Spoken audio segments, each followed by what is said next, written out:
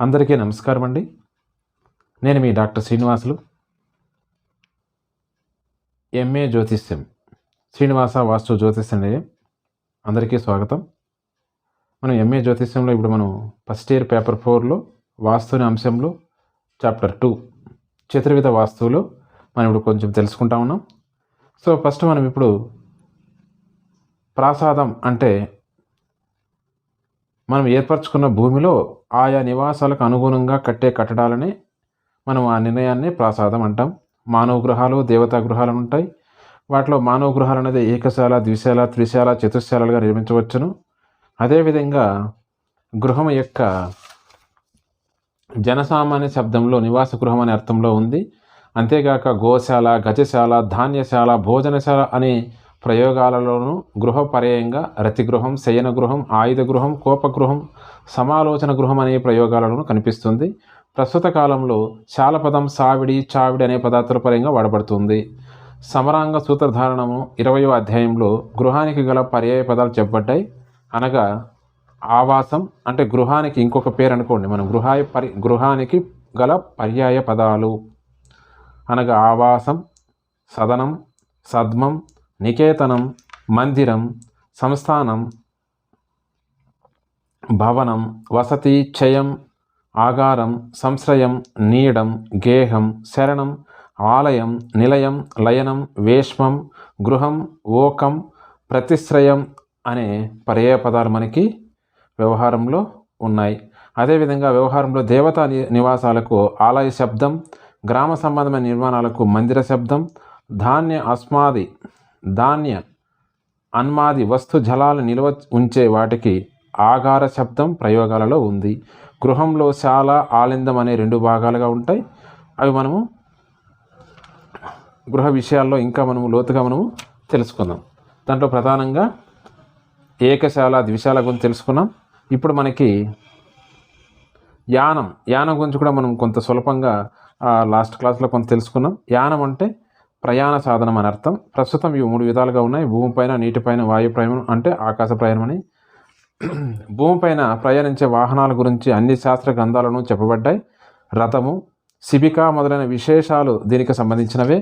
ఈ రథాలు అనేక విధాలైన యంత్రాదులలో నిర్మింపబడ్డట్టు పురాణ ఇతిహాసాల వల్ల తెలుస్తున్నాయి. సమరాంగణ సూత్రధారం 31వ అధ్యాయంలో రసయంత్రాలుగా చెప్పబడే వాటిలో అనగా భూమిపై పరిగెట్టే రథాల గురించి చెప్పబడింది. మనకి రామాయణ భారతాల్లో తీసుకుంటే భారతంలో ఉన్న చరిత్రలో నలుడు మనసు కన్నా వేగంగా ప్రయాణం చేసే గుర్రాలను పూంచి ప్రయాణం చేశాడని చెప్పబడింది. ఆ విద్య నలుడుకు ఒక్కడికే తెలిసినట. అంటే ప్రస్తుతం ఉన్న సూపర్ ఎక్స్ప్రెస్ స్పీడ్ అన్నమాట.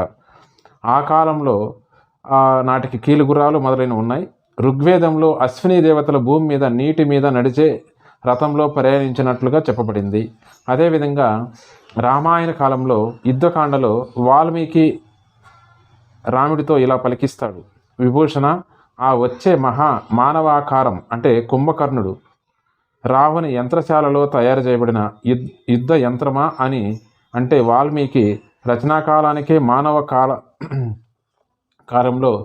మానవాకారంలో యుద్ధ యంత్రాలు అంటే రాబెట్స్లను తయారు చేసే ప్రక్రియ ఉందన్నమాట అనే విధంగా ఈ విధంగా భూమిపై ప్రయాణించే యంత్రాలు మోనవోపయోగంగా ఉన్నాయని మనకి రామాయణ కాలంలో కూడా మనకి ఆ విధంగా ఆలోచించడం అనేది అప్పుడే ఉంది.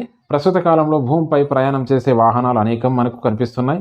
అగ్నితో నడిచే యంత్రాలు కూడా ట్రైన్ మనం చూస్తున్నాం. సమరాంగణంలో అగ్నిలో ప్రయాణం చేసే యంత్రాలు అని చెప్పబడింది. వాటి నిర్మాణం ఏమిటో ఎందుకో మనకు తెలియటం లేదు. సమరాంగణ సూత్రధారం మీద పరిశోధన చేయవలసిన అవసరం చాలా ఉందని మనం అర్థం చేసుకోవాలి. నీటి లోపల ప్రయాణం చేసే యంత్రాలు ప్రస్తుత కాలంలో నీటిపైన ప్రయాణం చేసే మహాపట్టణ ఆకారంలో నడిచే ఓడలు కనిపిస్తున్నాయి. ఇవన్నీ యంత్రాలతో చేయబడ్డవే. వీటికన్నిటికీ నిర్దిష్టమైన కొలతలుంటే కానీ నిర్మించడం అసాధ్యం. పూర్వకాలంలో భారత కాలమానానికి నీటిలో నివసించే మహానగరాలు ఉన్నట్లుగా తెలుస్తుంది. అర్జునుని మోహించిన ఉలీచి నీటిలో ఉన్నతన మహానగరానికి తీసుకుపోతుంది. అలాగే బాలకాండలో భీమునికి విషం పెట్టి సముద్రంలో పడివేస్తే సముద్ర గర్భాంతరంలో ఉన్న నాగలోకానికి చేరుకుంటాడు. అక్కడ ఉన్న నాగులు అనే ఒక తెగవారు మానవుల కన్నా మేధావంతులు కావచ్చు. అందుచేతనే భీమునికి వజ్రతుల్యమైన దేహాన్ని కలిగించే సిద్ధరసాన్ని త్రాగించారు. సముద్ర ఉపరితలం మీద సముద్ర గర్భంలో ప్రయాణించే అనేక ప్రయాణాలు కనిపిస్తున్నాయి. రామాయణంలో మైరావణుడు కూడా సముద్రంలో పాతాళ లోకంలో దాక్కుంటాడు. దుర్యోధనుని అవసాన సమయంలో కూడా ఒక మడుగులో దుర్యోధనుడు దాక్కోవడం మనం రామాయణంలో చూస్తున్నాం. పై విషయాలను బట్టి చూస్తుంటే ప్రయాణ సాధనాలలో మనకు తెలియని ఎన్నో విషయాలు మన శాస్త్రాల్లోనూ మనం చదువుకున్న వాటిలోనూ కనిపిస్తున్నాయి. వాయుయానాలు అంటే యానాలలో అతి ప్రాచుర్యం పొందిన యానం వాయుయానం. ప్రస్తుత కాలంలో మనము అనేక విధాలైన యాన సాధనాలు కనిపిస్తున్నాయి. గత కాలంలో భరద్వాజుని వైమానిక శాస్త్రం చాలా ప్రాచుర్యం పొందింది. సమరాంగణ సూత్రధారంలో ఈ విమానాలు చేసే పద్ధతి చెప్పబడింది. పాదరసం వేడి కావడం వలన అంటే పాదరసం సూర్యకాంతితో వేడెక్కడం వలన నడిచే సాధనాలుగా చెప్పబడ్డాయి. పాదరసం వేడెక్కితే ఆవిరైపోతుంది. ఆ ఆవిరి నీటి ఆవిరిలాగా బయలుపోకుండా జాగ్రత్త చేస్తే మరలా పాదరసంలా తయారవుతుంది. మనం ఈ పాదరసాన్ని థర్మామీటర్ వంటి కొన్నిటిలో మాత్రమే ఉపయోగిస్తాం. ఈ ప్రక్రియలన్నీ సూర్యకిరణాల వేడి ఆధారంగా జరుగుతాయి. అంటే ఆ కాలం నాటికే సోలార్ సిస్టమ్ చాలా ఎక్కువగా అభివృద్ధి చెందింది. దేవతలు గంధర్వులు కూడా అనేక రకాలైన విమానాలు వాయుయాన సంబంధమైన యంత్రాలు వాడేవారని మనము ఈ రామాయణ కాలం నాటికి అతి గొప్ప వాయుయాన యంత్రం పుష్పక విమానం ఉందని మనము గుర్తించాలి. భారతంలో త్రిపురాసురులు వాడిన త్రిపురాలు కూడా పుష్పక విమానం కన్నా గొప్ప మహాయంత్రాలు.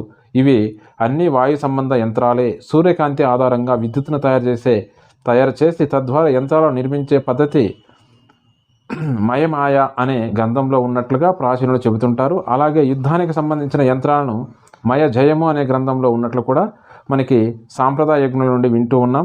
ఈ గ్రంథకర్త కూడా మయుడే. ఈ గ్రంథాలను కొన్ని శతాబ్దాల క్రితం జర్మనీ వారు అపహరించిపోయినట్లుగా మనకి ఇతిహాసం ఉంది.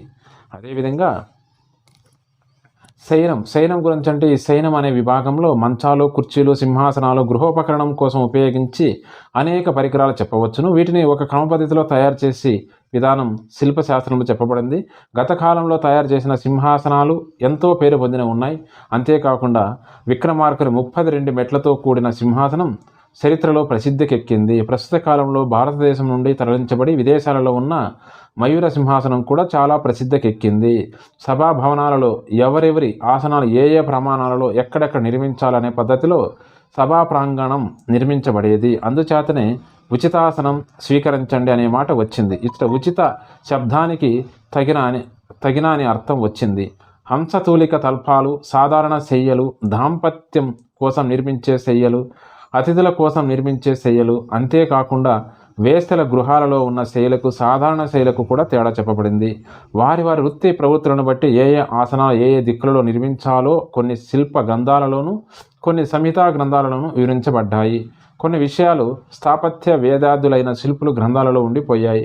సభాభవనం ఎలా నిర్మించాలని అనే దానిలో ఆసనాదులు శయ్యాదులు ఎలా నిర్మించాలి అనేదానికి మయసభ భవనం ఒక మచ్చు తునక మనకి భారత కాలంలో దుర్భేద్యమైన సభాభవన రచన చేసిన మయుడు శ్లాఘనీయుడు. ఈ మయ సభాభవనం ఎలా నిర్మించబడిందో సంస్కృత భారతంలో చెప్పబడింది. ఇంద్ర వరుణాది అష్టదిక్పాలక సభాభవనాలు నిర్మించిన తర్వాత వాటిలోని మిగిలిన వస్తు సామాగ్రిని తెచ్చి ఈ మయసభను నిర్మించడం జరిగిందట.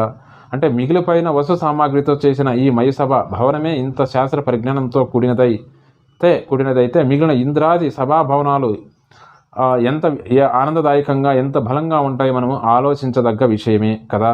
సో మనం ఇవి ఇంతవరకు మనకి ఎంఏ జ్యోతిష్యం ఫస్ట్ ఇయర్ పేపర్ 4 వాస్తుశాస్త్రంలో చాప్టర్ 2 చతుర్విధ వాస్తువులు అనే పాఠం ఇక్కడికి లాస్ట్. ఈ పాఠం ముగించే ముందు మనము ఈ కొన్ని విషయాలు దృష్టిలో ఉంచుకున్నట్లయితే మానవుడు తన మనుగడ కోసం సృష్టిలోని ప్రతి వస్తువును అనుకూలంగా తన వైపు త్రిప్పుకొని జీవితాన్ని సుఖమయం చేసుకోవడానికి ప్రయత్నిస్తూనే ఉన్నాడు. ప్రస్తుత కాలంలో గ్రహాంతరయానం చేసి అనేక నూతన ప్రక్రియలు కనుగొనడానికి శ్రమిస్తూనే ఉన్నాడు. మయమతంలోనూ వేదాలలోనూ చెప్పిన అనేక ప్రక్రియలు ఇప్పటికీ మనకు సుసాధ్యం కాలేదు. ప్రస్తుత కాలంలో వాయు కాలుష్య నివారణ కోసం సూర్యకాంతి ద్వారా ఏర్పడే శక్తిని తీసుకొని తద్వారా ప్రపంచ శాంతిని చేకూర్చవచ్చును.